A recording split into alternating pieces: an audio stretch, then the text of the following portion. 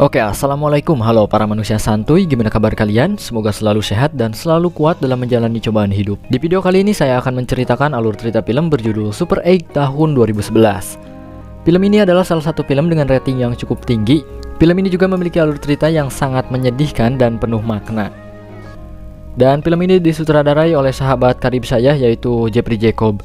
Berlatarkan tahun 70-an yang menceritakan tentang sekelompok bocil yang sedang mengerjakan sebuah proyek pembuatan film. Namun proyek pembuatan film tersebut terpaksa harus berubah menjadi petualangan seru penuh misteri ketika sesosok makhluk misterius dengan tangkurak hampir mirip seperti Jax datang dan menculik para manusia santuy untuk membalaskan dendamnya. Apakah penyebab makhluk tersebut balas dendam? Penasaran dengan alur ceritanya? Santuikan terus videonya. Film diawali dengan seorang bocil bernama Joe yang sedang menyendiri memikirkan kematian ibunya beberapa hari lalu yang disebabkan oleh sebuah kecelakaan kerja di pertambangan. Sementara di dalam rumahnya dipenuhi oleh teman dan kerabat Joe yang turut berduka atas kematian ibunya. Lalu tak lama kemudian datang seorang pria menggunakan mobil kuning ke rumahnya. Pria tersebut bernama Louis. Ketika dirinya masuk, Louis langsung diusir oleh ayahnya Joe yang bernama Jack. Entah penyebabnya apa, tapi nanti di pertengahan film ini kita akan diberi penjelasan mengenai hal itu. Jack sendiri adalah seorang deputi yang bertugas untuk mengamankan kotanya. Dan bukan hanya diusir, si Louis ini juga diborgol dan dibawa oleh Jack menggunakan mobil entah kemana. 4 bulan kemudian, scene berlanjut kepada Joe yang sedang bersama temannya yaitu Charles. Mereka sedang mempersiapkan properti untuk proyek pembuatan film milik Charles. Joe juga dimintai bantuan oleh Charles untuk membantunya pada saat perekaman di dekat rel kereta malam hari nanti. Ketika sudah sampai di rumah, Joe bertemu dengan ayahnya yang sedang mendengarkan berita sambil menangis.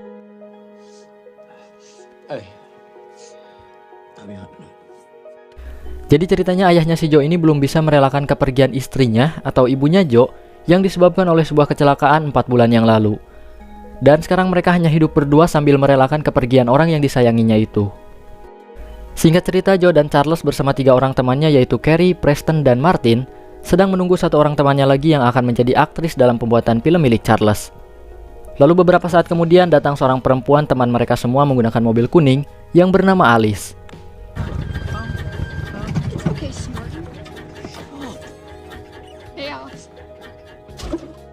Si Alice ini merupakan anak dari Louis atau seorang pria yang ada di scene awal sebelumnya.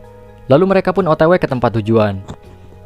Setelah beberapa menit di perjalanan, mereka pun sampai di tempat tujuan, yaitu sebuah rumah di pinggir rel kereta yang akan digunakan sebagai lokasi syuting mereka. Joe yang bertugas sebagai make-over dan spesialis efek mulai melakukan tugasnya kepada Alice yang berperan sebagai aktris. Dan ketika Joe mengelus-ngelus wajah Alice, ia mulai memiliki perasaan kepadanya. Sedangkan Charles sebagai sutradara mulai mempersiapkan semuanya. Dan Martin sebagai seorang aktor sedang menghafal dialog. Preston sebagai aktor figuran dan si kampret Carrie yang terobsesi dengan sebuah petasan bertugas sebagai seorang kameramen. Setelah keretanya terlihat, mereka pun mulai melakukan rekaman.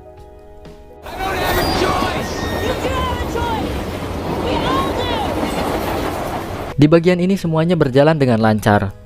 Namun tidak sampai ketika sebuah mobil oleng menuju ke arah kereta yang sedang berjalan dengan cepat.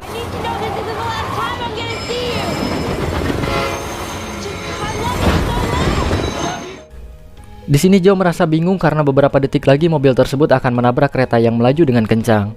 Sedangkan perekaman akan selesai beberapa detik lagi. Dan setelah semuanya selesai,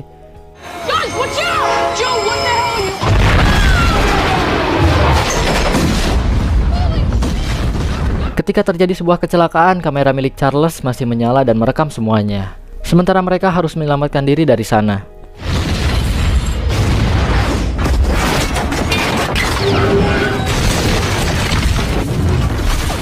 Kecelakaan tersebut berlangsung dengan sangat lama hingga hampir menghancurkan seluruh gerbong kereta pemuat barang tersebut.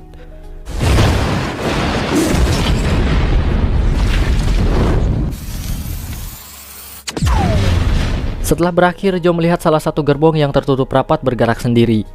Sampai akhirnya pintu gerbong tersebut terlepas.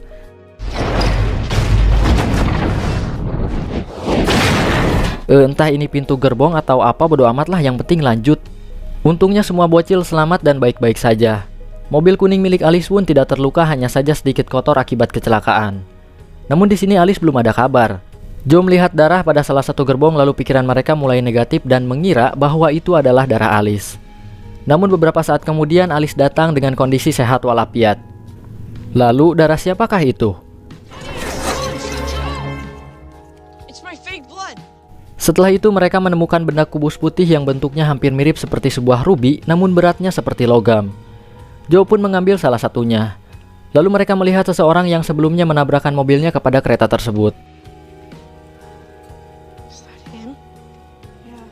Ternyata mereka mengenali orang tersebut.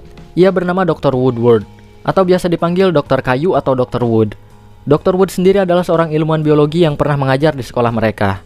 Dr. Wood memegang sebuah kertas berisikan peta dengan coretan dirinya yang menuliskan sebuah jadwal pemberangkatan kereta. Jadi sudah jelas bahwa Dr. Wood telah merencanakan kecelakaan tersebut. Namun pertanyaannya, untuk apa ia menabrakkan mobilnya kepada kereta tersebut? Apakah karena gabut atau mau ngejajal ilmu? Saya juga nggak tahu, tapi kita lanjutkan saja ceritanya. Ternyata Dr. Wood masih hidup dan menyuruh mereka untuk pergi dari sana, atau para militer akan membunuhnya. Go! Lalu mereka pun pergi dengan mobil Alice.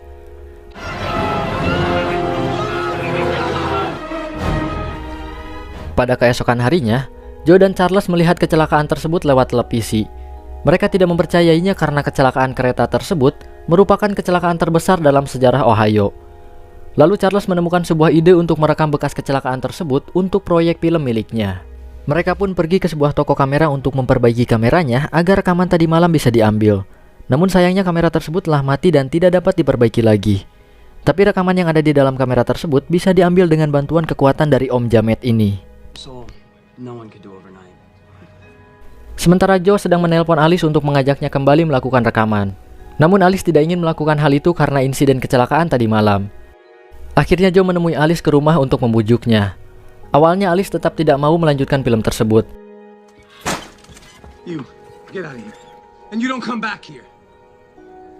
Namun setelah ayahnya datang dan memarahi Joe, akhirnya Alice pun akan datang untuk melanjutkan film milik Charles. Di sini sudah terbukti bahwa cewek harus diperjuangkan terlebih dahulu agar mendapatkan timbal balik darinya. Alah.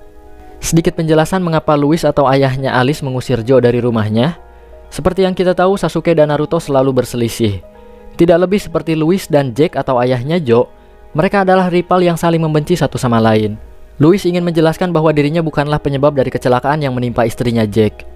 Namun Jack yang hanyut dalam kesedihan, tetap mengira bahwa Louis adalah penyebab istrinya celaka. Untuk balas dendam karena sebelumnya, pekerjaan Louis telah direbut oleh istrinya Jack, yaitu sebagai pekerja tambang. Entah posisinya sebagai apa, tapi yang jelas tidak ada lowongan kerja di sana. Pengangguran merapat, jangan bersedih, nasib kita sama. Oke, lanjut. Mereka pun melanjutkan rekamannya di dekat rel kereta, lebih tepatnya di tempat bekas kecelakaan tadi malam. Setelah diperhatikan, ternyata kereta tersebut adalah milik militer angkatan udara. Mereka mengangkut benda kubus putih seperti rubi untuk dipindahkan. Di sana Jack meminta agar penyebab kecelakaan tersebut diselidiki. Namun seorang kolonel bernama Nelek tidak memperbolehkannya. Bahkan ketika Jack ingin mengetahui isi angkutan tersebut, Kolonel Nelek tidak memberitahunya sama sekali. Dan ketika Jack melapor kepada seorang serif bernama Pruitt, ia mengatakan agar Jack tidak perlu repot-repot mencampuri urusan kecelakaan tersebut, karena mereka dalam kurung para tentara angkatan udara bisa mengatasinya sendiri.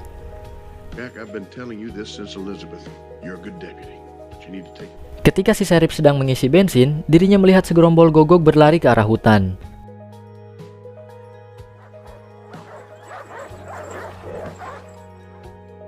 Dan tiba-tiba saja radio mobilnya menyala sendiri. Lalu setelah itu,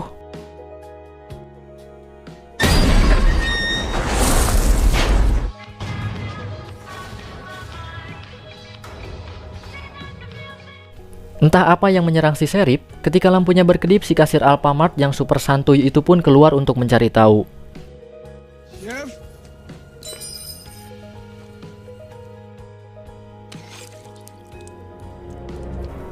Ketika sedang mengamati kerugian bensin yang telah bercucuran, si kasir langsung diserang oleh hal misterius.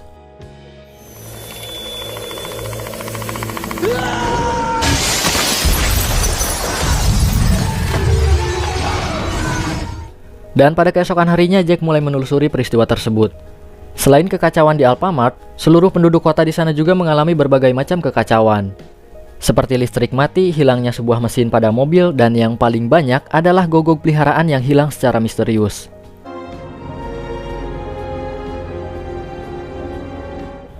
Penduduk kota pun mulai riweuh dan sangat khawatir sekali dengan keamanan kota sekarang. Karena banyak sekali barang mereka yang hilang, termasuk orang atau kerabat mereka juga ikut-ikutan menghilang secara misterius. Singkat cerita, Joe dan temannya sedang melanjutkan proyek film milik Charles.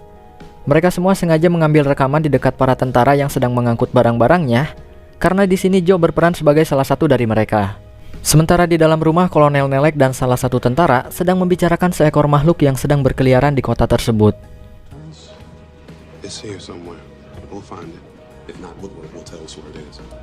Lalu tak lama kemudian, Jack atau ayahnya Joe datang menyuruhnya untuk masuk ke dalam mobil.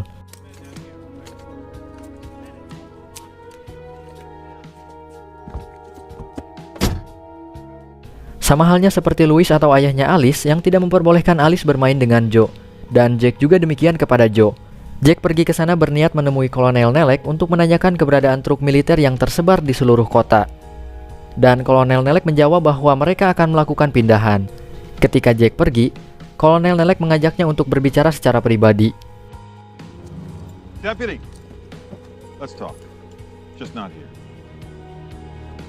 Setelah sampainya di rumah, Jack dan Joe berdebat karena Joe bermain dengan Alice.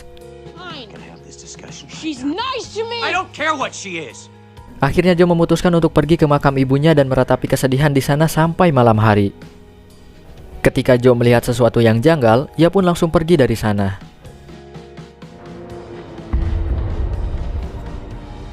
Sementara Jack menemui Kolonel Nelek seperti yang sudah dijanjikan sebelumnya. Namun ternyata, di sana Jack telah dijebak oleh para militer. Karena sebenarnya si Nelek ini sedang menemui Dr. Wood untuk diajak bernegosiasi.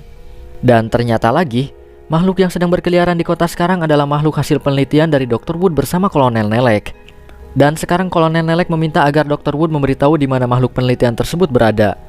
Namun Dr. Wood tidak memberitahunya, karena para militer pasti akan menggunakannya sebagai senjata mereka. Dan akhirnya Dr. Wood dibunuh oleh Kolonel Nelek dengan disuntikan racun kepada impusannya.